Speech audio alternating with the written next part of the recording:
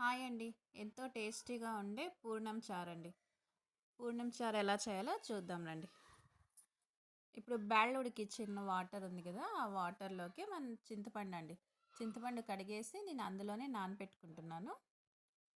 ఎందుకంటే ఆ వాటర్ వేడిగా ఉంది కదా! ఆ చింతపండు బాగా నానేస్తుందండి. కొద్దిగా కొత్తిమీర, రుచికి సరిపడా సాల్ట్,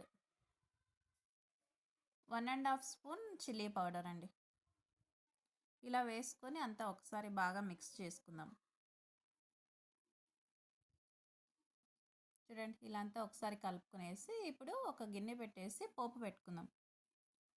2 స్పూన్ల ఆయిల్ వేసుకొని వెల్లుల్లి, ఆవాలు, జీలకర్ర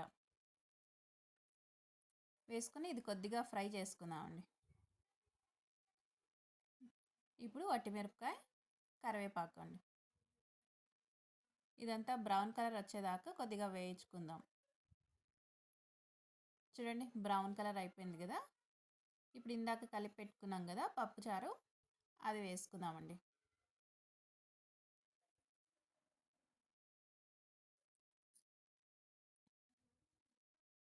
చూడండి ఇది వేసుకున్నాం కదా! ఇప్పుడు పూర్ణం వేసుకుందామండి. 1 స్పూన్ పూర్ణం.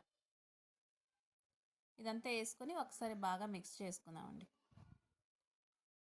ఇది టేస్ట్ అయితే చాలా బాగుంటుందండి. మన నార్మల్ చేసుకునే పప్పుచారు కన్నా పూర్ణం చారు చాలా బాగుంటుంది. చూడండి ఉడికిపోయింది. ఒక 5 నిమిషాలు ఉడికిస్తే ఉడికిపోయిందండి. చాలా టేస్టీ అయిన పూర్ణం చారు అయితే రెడీ అయిపోయిందండి. మీకు ఈ వీడియో లైక్ అవుతే సబ్స్క్రైబ్ చేయండి. Thank you.